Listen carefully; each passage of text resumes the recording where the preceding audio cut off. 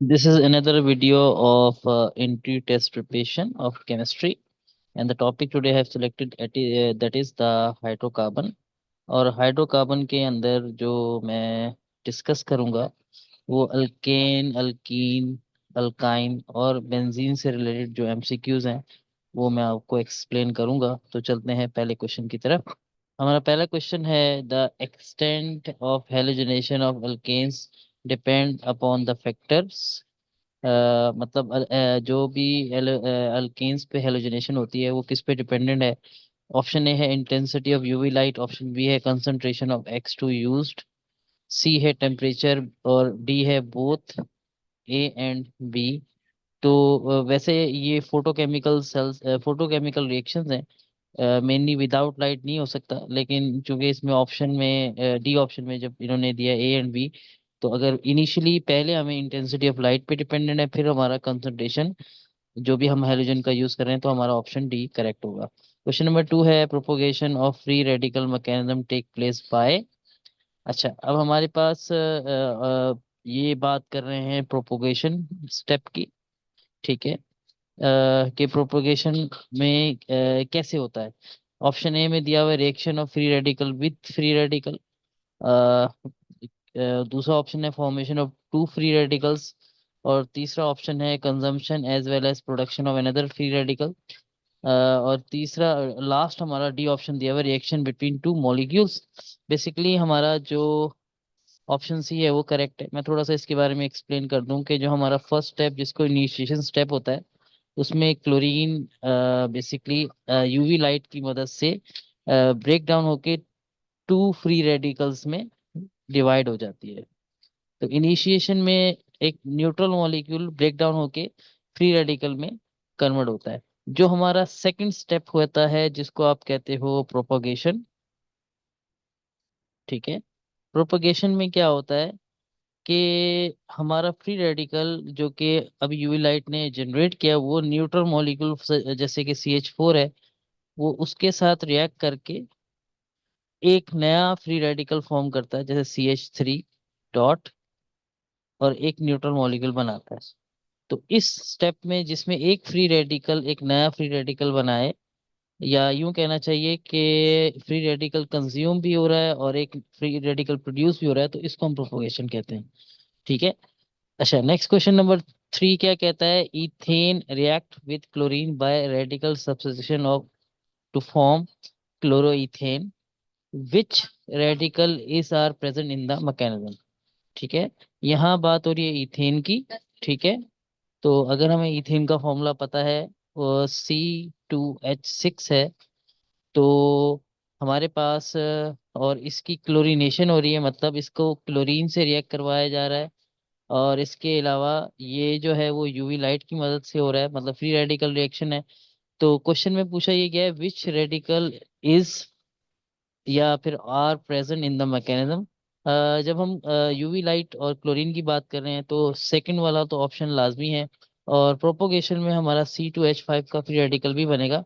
हाँ, ये free radical कभी भी नहीं बनता, क्योंकि H फ्री रेडिकल बनने का मतलब यह है कि बहुत ज़्यादा ह्यूज अमाउंट ऑफ एनर्जी चाहिए, बहुत ज़्यादा। तो इसकी चांसेस नहीं होते, तो हमारा जो ऑप्शन बनेगा वो ऑप्शन 2 और 3, मतलब ओनली 2 एंड 3, ऑप्शन सी बनेगा। ठीक है। नेक्स्ट क्वेश्चन हमारे क्या है कि when methane reacts with chlorine a mixture of product forms which product provide the strongest evidence for the free radical mechanism. अच्छा, हमारे पास क्या है कि अगर हम यहाँ पर बात हो रही है कि हमें सिर्फ प्रोडक्ट देख के कैसे पता है चल सकता है कि ये जो है ये रिएक्शन फ्री रेडिकल मैकेनिज्म होगा। तो इसका ऑप्शन ए करेक्ट है। उसकी रीजन ये है कि जब फ्री रेडिकल्स बनते हैं तो अगर हमें याद हो, मैं बता देता हूँ कि जैसे हमारा पहले स्टेप में दो क्लोरीन के फ्री रेडिकल्स बनते हैं, दूसरे स्टेप में हमारे एक नया फ्री रेडिकल बनता है। जैसे कि अगर क्लोरीन फ्री रेडिकल मीथेन से रिएक्ट करता है तो वो बनाएगा CH3 डॉट और HCl बनेगा। अच्छा, अब ये जो CH3 डॉट है वो एक नहीं बनेगा, बहुत सारे अनकाउंटेबल बनेंगे। टर्मिनेशन जो लास्ट स्टेप होता है, लास्ट स्टेप में क्या होता है, डिफरेंट फ्री रेडिकल आपस में कंबाइन होकर न्यूट्रल मॉलिक्यूल बनाते हैं। अब वो लास्ट स्टेप में हमारा इटसेल्फ क्लोरीन क्लोरीन से रिएक्ट करके वापस न्यूट्रल क्लोरीन भी बन सकता है। और इसके अलावा chlorine free radical CH3 free radical से मिलके CH3 Cl भी बन सकता है। और एक और चांस भी होता है कि CH3 फ्री रेडिकल से ज्वाइन होके जो एक डबल कार्बन मॉलिक्यूल जिसको C2H6 इथेन में भी कन्वर्ट हो सकता है।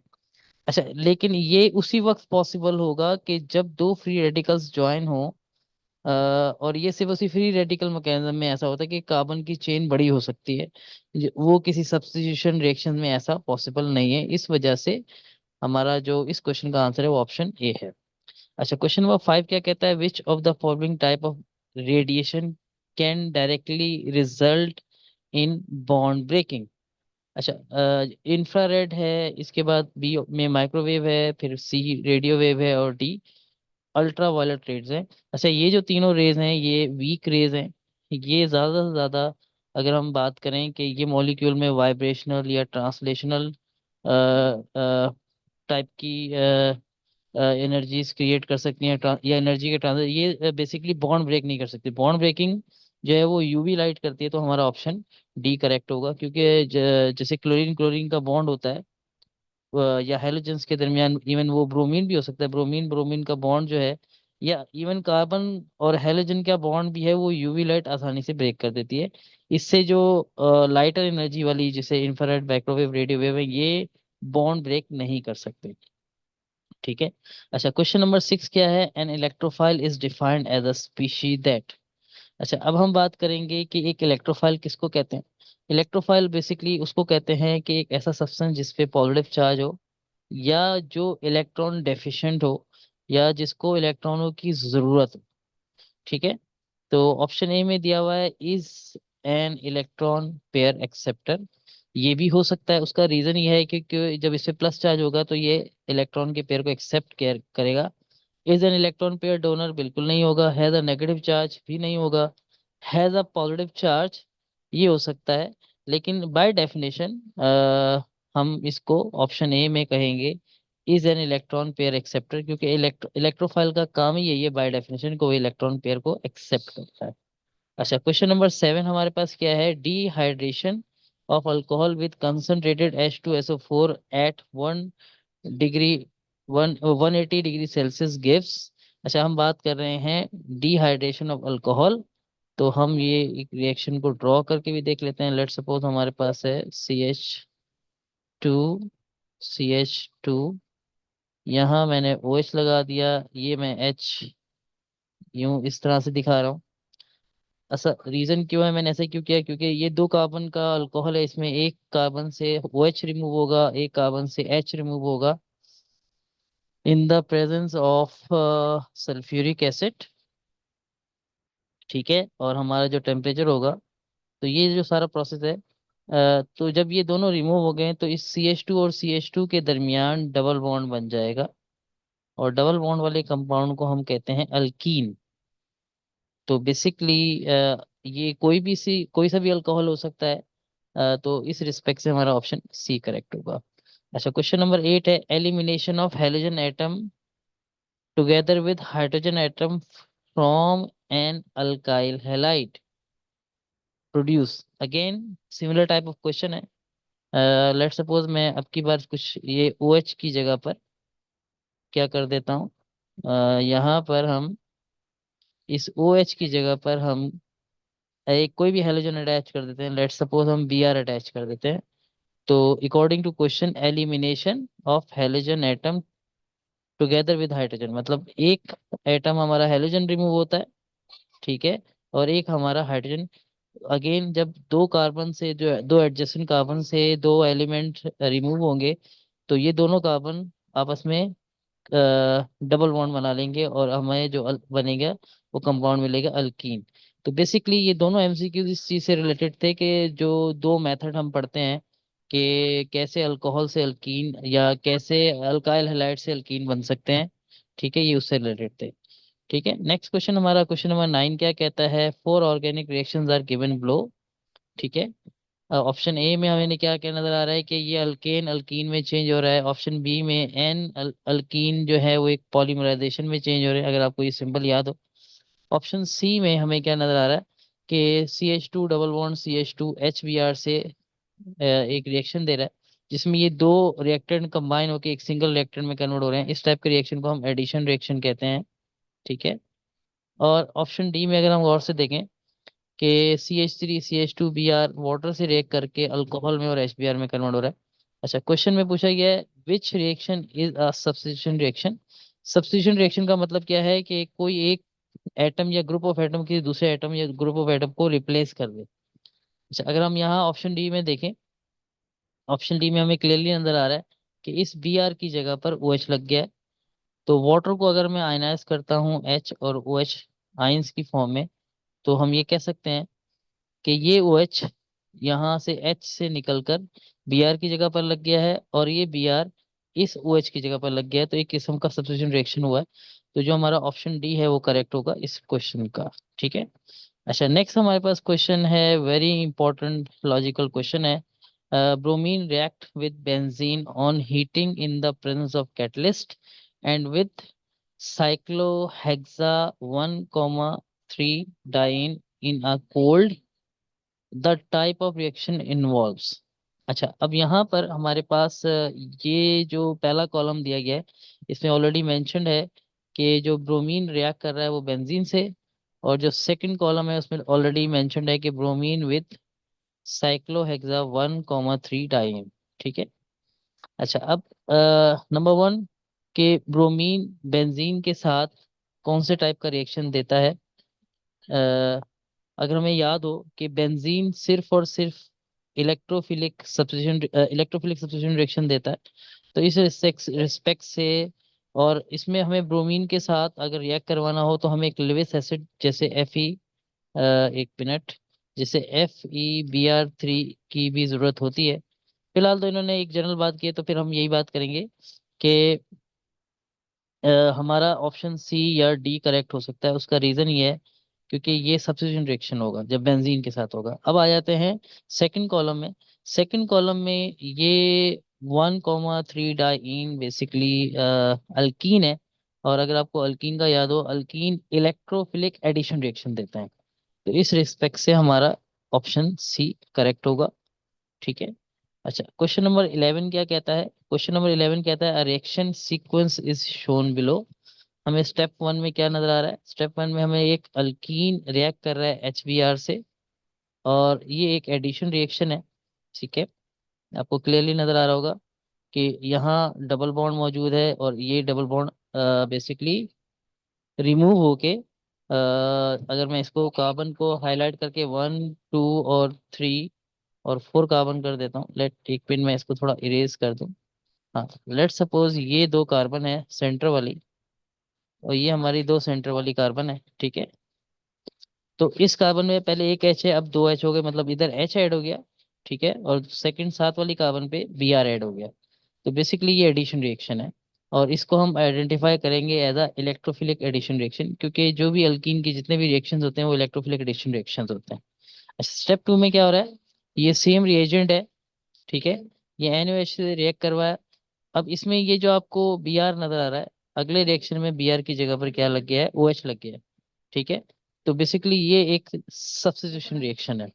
तो अब हमने वो ऑप्शन सेलेक्ट करना है जिसमें स्टेप नंबर वन में इलेक्ट्रोफिलिक एडिशन हो और स्टेप नंबर टू में सब्स्टिट्यूशन रिएक्शन हो। अच्छा, अब अगर आप ऑप्शन ए और बी को गौर से देखें, ए और बी में हमारा ऑलरेडी इलेक्ट्रोफिलिक एडिशन रिएक्शंस दिया हुआ है, लेकिन यहाँ पर स्टेप नंबर टू में एक तरफ लिखा हुआ है इलेक्ट्रोफिलिक सब्स्टिट्यूशन और एक तरफ लिखा है न्यूक्लियोफिलिक। तो अब हमें समझना है कि आया कि ये इलेक्ट्रोफिलिक सब्स्टिट्यूशन थी या न्यूक्लियोफिलिक सब्स्टिट्यूशन थी। अच्छा, अब यहाँ पर ये देखें, ये Br को रिप्लेस किया है OH ने। तो क्या Br इलेक्ट्रो पॉजिटिव होता है या इलेक्ट्रो नेगेटिव होता है। या अगर हम OH की भी बात करें तो ये दोनों इलेक्ट्रोनेगेटिव है। तो एक नेगेटिव को एक नेगेटिव ने, या नेगेटिवली चार्ज पार्टिकल को एक नेगेटिवली चार्ज पार्टिकल ने सब्स्टिट्यूट किया है, तो इसका मतलब है कि न्यूक्लियोफाइल ने न्यूक्लियोफाइल को सब्स्टिट्यूट किया है। तो इसकी जो सब्स्टिट्यूशन हुई है वो न्यूक्लियोफिलिक सब्स्टिट्यूशन रिएक्शन हुआ है।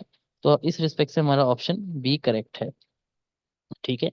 नेक्स्ट क्वेश्चन की तरफ चलते हैं। नेक्स्ट क्वेश्चन हमारा बेंजीन से रिलेटेड है। Benzene is converted to benzenesulphonic acid. ये फॉर्मूला दिया हुआ है C6H5SO3H by the reaction with. अगर हमें बेंजीन के रिएक्शंस याद हो कि अगर हमने बेंजीन की सल्फोनेशन करनी होती है तो हमारे पास दो कंडीशन है, या तो हम SO3 का रिएक्शन करवाते हैं बेंजीन के साथ इन the presence of hot and concentrated sulphuric acid से, या सिर्फ और सिर्फ डायरेक्टली हम इसका hot and concentrated sulphuric acid से रिएक्शन करवा देते हैं डायरेक्टली। दोनों कंडीशंस में हमें बेंजीन सल्फोनिक एसिड मिलता है। तो ऑप्शन ए में दिया हुआ है सल्फ्यूरिक एसिड, सल्फ्यूरिक 4 एसिड मतलब H2SO3, ये गलत है।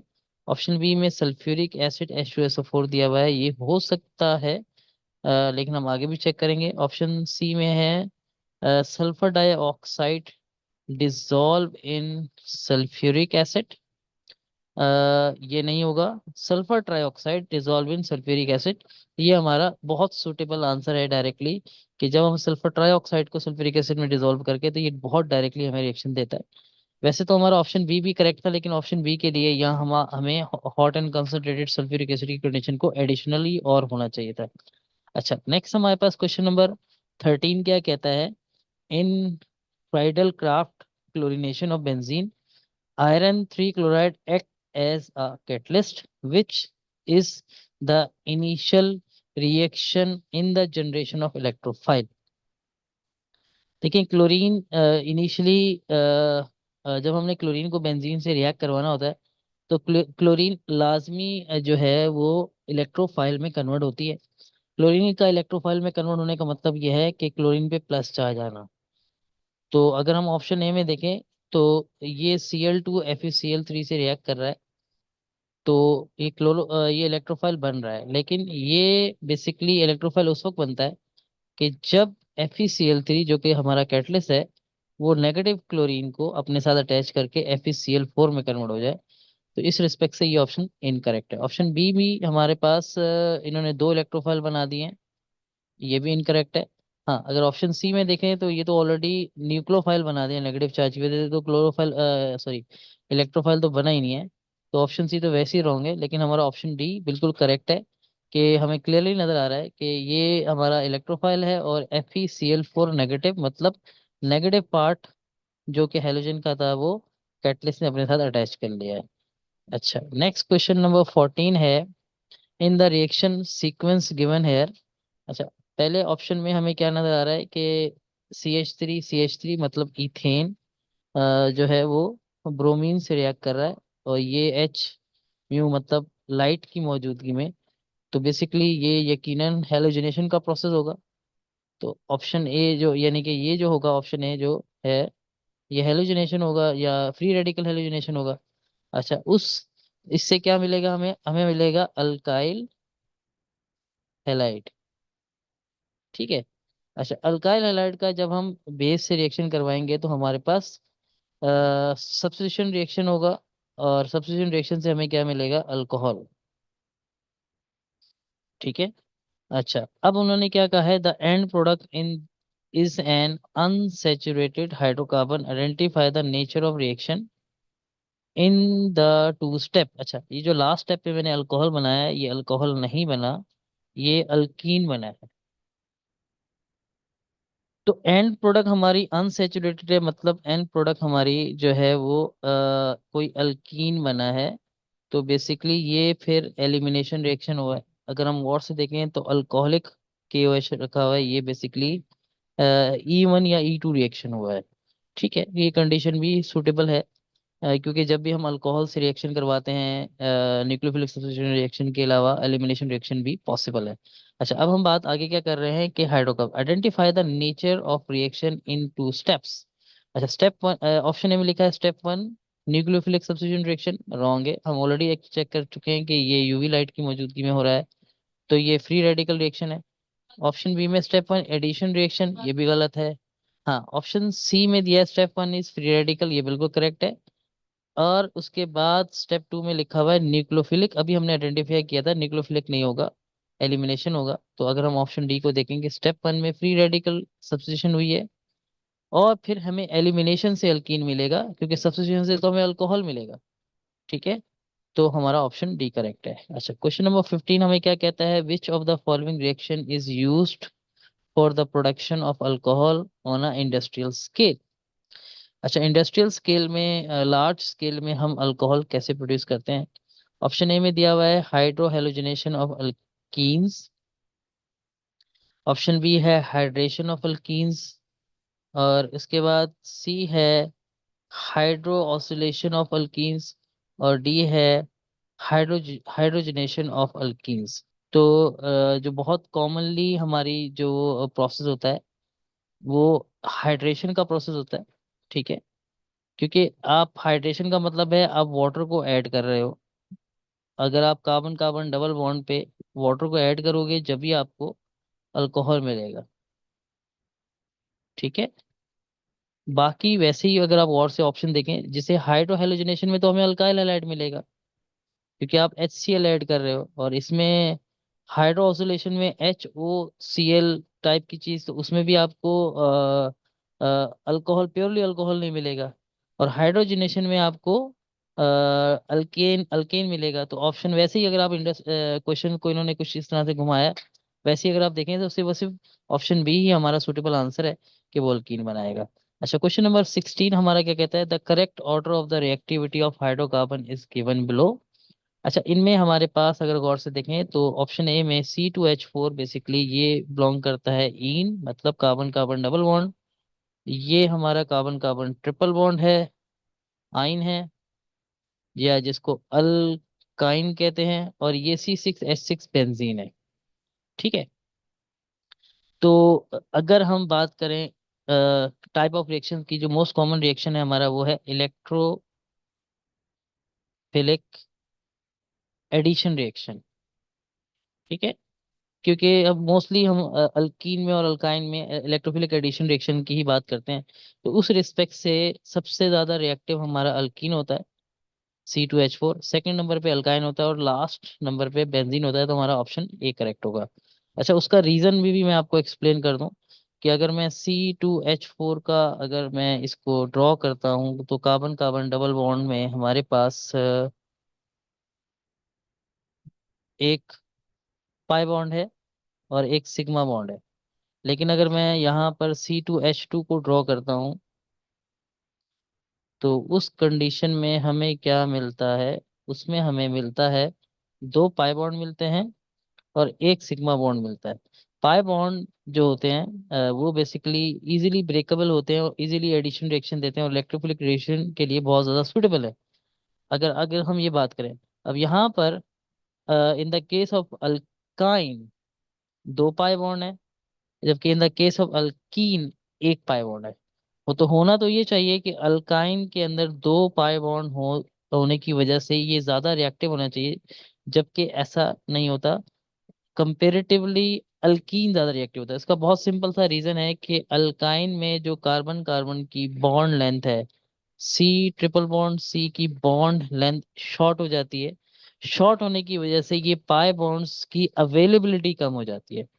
तो इसके अंदर पाई बॉन्ड तो ज्यादा है लेकिन दे आर लेस अवेलेबल। तो जैसी अवेलेबिलिटी कम होती है तो इसकी रिएक्टिविटी भी कम हो जाती है कंपेयर टू अल्कीन। तो इस वजह से हमारा अल्कीन ज्यादा रिएक्टिव है।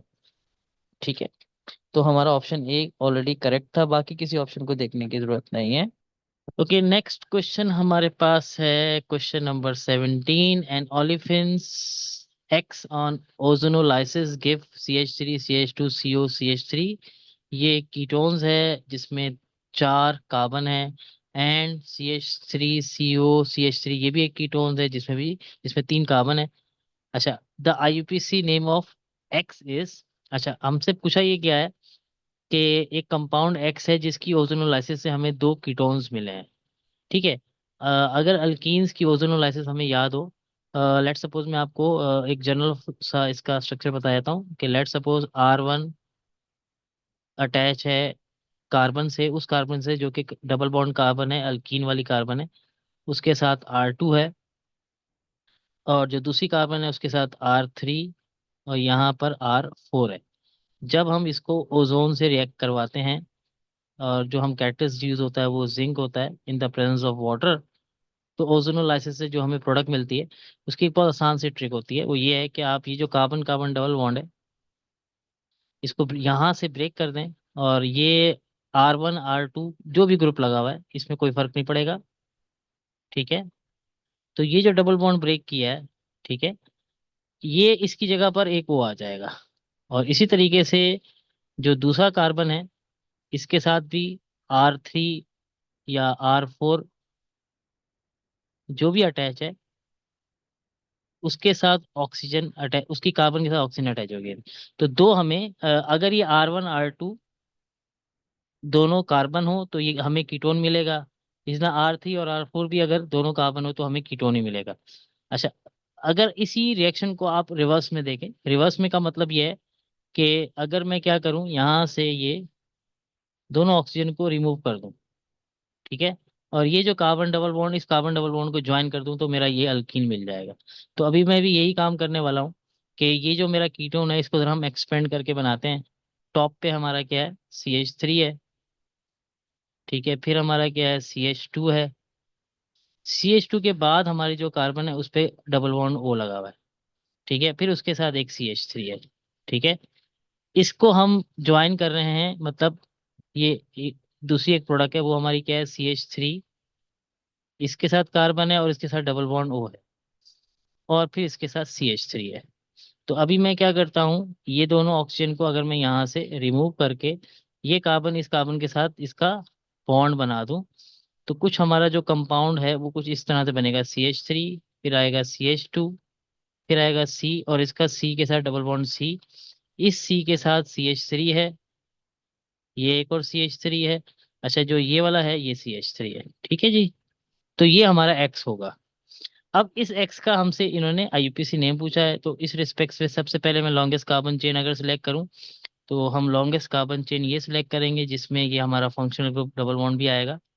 ठीक है, ये हमारी लॉन्गेस्ट कार्बन चेन सिलेक्ट हो गई, और ये दोनों हमारी क्या हो गई, ब्रांच हो गई। नंबरिंग हम राइट हैंड साइड से शुरू करेंगे, ठीक है, क्योंकि double bond right hand side पे सेकंड नंबर पे आ रहा है, 1 2 3 4 5, मतलब 5 मेंबर है, तो ये यकीनन पेंटीन होगा। खैर, सबसे पहले हम जो हैं वो ब्रांचेस के नाम है। सेकंड नंबर पे मिथाइल है और थर्ड नंबर पे, तो ये 2,3 डाई मिथाइल होगा, जैसे 2,3 डाई मिथाइल होगा। और सेकंड नंबर पे डबल बॉन्ड है तो 2 और पेंटीन, तो ऑप्शन बी हमारा करेक्ट होगा। ठीक है।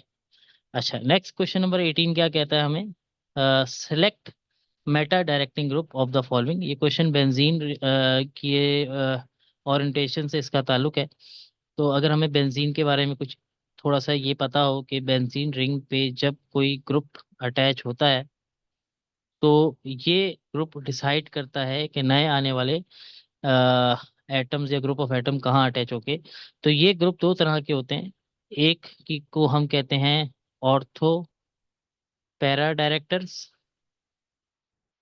ठीक है, और दूसरी कैटेगरी को हम कहते हैं मेटा डायरेक्टर्स। ठीक है, और मैं आपको ये भी बता दूं कि हमारी ये पोजीशन, ये दोनों पोजीशन यानी कि 2 और 6 की पोजीशन को हम ऑर्थो पोजीशन कहते हैं, फोर्थ वाली पोजीशन को पैरा पोजीशन कहते हैं, और जो हमारी 3 और 5 वाली पोजीशन होती है ये मेटा पोजीशन होती है। अच्छा, डायरेक्टली मैं आपको बहुत सिंपल सा एक शॉर्टकट बता देता हूँ कि बेंजीन रिंग पे जो भी ग्रुप लगा हुआ है या जो भी एटम अटैच है वो अगर पार्शली पॉजिटिव है, मतलब जो भी एटम अटैच है अगर फर्स्ट करें उस पर पार्शियल पॉजिटिव चार्ज है, तो उस कंडीशन में वो मेटा डायरेक्टर होगा। और इसका वाइस वर्सा यह होगा कि अगर वो पार्शली नेगेटिव या होगा तो वो ऑर्थो पैरा डायरेक्टर होगा। फिलहाल हम मेटा डायरेक्टर को ढूंढ रहे हैं, तो जो भी ग्रुप लगा हुआ हो वो क्या होना चाहिए, पार्शली पॉजिटिव। तो हम चेक करते हैं, मैं आपके सामने चेक करके बताता हूँ। जैसे फर्स्ट करें, हमारा ऑप्शन ए है OH। अब OH के हिसाब से अगर मैं यहाँ O और H लगाता हूँ तो ये O के ऊपर पार्शियल पॉजिटिव चार्ज होना चाहिए या पार्शियल नेगेटिव होना चाहिए। हम सब जानते हैं कि ऑक्सीजन ज़्यादा इलेक्ट्रोनेगेटिव है इस कार्बन के बजाय भी, और तो इस पर पार्शियल नेगेटिव है। तो इसका मतलब है कि ये मेटा डायरेक्टर नहीं ऑर्थो पैरा डायरेक्टर है, तो फिलहाल ऑप्शन ए भी हमारा करेक्ट नहीं है। अब हम ऑप्शन बी की तरफ चलते हैं जिसमें है N, नाइट्रोजन है, इसके साथ R, R का मतलब है कोई भी अल्काइल चेन जिसमें कार्बन होगा, ये दो R आ गए। अब N भी है, वो ज़्यादा इलेक्ट्रोनेगेटिव है तो इस पे भी पार्शियल नेगेटिव चार्ज होगा, तो इसका मतलब है ये भी ऑर्थो पैरा डायरेक्टर, ये मेटा डायरेक्टर नहीं है। तो ये भी नहीं होगा। ऑप्शन सी देखते हैं। ऑप्शन सी में है नाइट्राइल ग्रुप है सी ट्रिपल बॉन्ड एन। तो सी ट्रिपल बॉन्ड एन पे जो ये कार्बन है इस वक्त, ये कार्बन जो है मोर इलेक्ट्रोनेगेटिव नाइट्रोजन से अटैच होने की वजह से इस पे होगा पार्शियल पॉजिटिव चार्ज। तो अब ये ऐसा एटम है जो कि बेंजीन रिंग से डायरेक्टली अटैच है और उस पे पार्शियल पॉजिटिव है, तो ये हमारा मेटा डायरेक्टर है। तो ऑप्शन सी हमारा करेक्ट होगा कि अगर आप बस पार्शियल पॉजिटिव या पार्शियल नेगेटिव चार्ज आइडेंटिफाई कर सकते हैं तो आप ऑर्थो पैरा डायरेक्टिंग ग्रुप आसानी से आइडेंटिफाई कर सकते हैं। चलते हैं नेक्स्ट क्वेश्चन की तरफ। क्वेश्चन नंबर 19 क्या कहता है, in which addition reaction Markovnikov rule is not obeyed.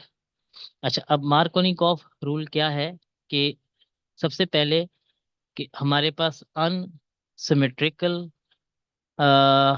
Alkyne पे हाइड्रोहेलोजिनेशन होती है।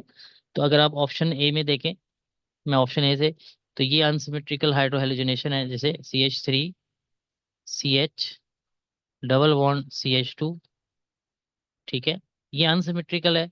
अच्छा, अब हमें पता है कि जो इसका H होता है वो पार्शियल पॉजिटिव होता है और Cl जो होता है वो पार्शियल नेगेटिव होता है। डायरेक्टली अगर मैं मार्कोनी कोफ रूल के हिसाब से बताऊं कि नेगेटिव पार्ट हमेशा वहां लगता है जहां हाइड्रोजन कम होती है, तो मतलब CH3 CH, ठीक है। उसके बाद एक मिनट में इसको दोबारा कर देता हूँ। हमारा क्या होगा, एक CH3, फिर आएगा CH, फिर सिंगल बॉन्ड डबल बॉन्ड टूट जाएगा, फिर CH2। अच्छा, अब यहाँ लगेगा हमारा Cl नेगेटिव पार्ट और यहाँ लगेगा H। ये है मार्कोनिकॉफ रूल कि नेगेटिव पार्ट हमेशा वहां आके अटैच होगा जहां हाइड्रोजन की तादाद कम होगी, अकॉर्डिंग टू मार्कोनिकॉफ रूल।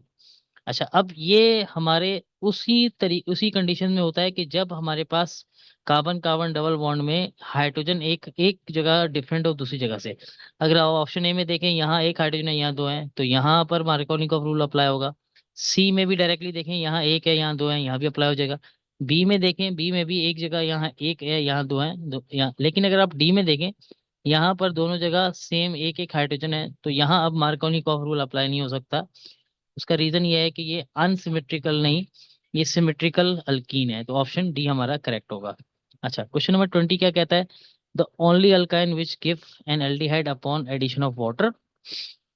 अच्छा, अगर हम अल्काइन को जानते हैं तो हमारे पास जैसे फर्स्ट हमारा है इथाइन है, CH, C triple bond CH।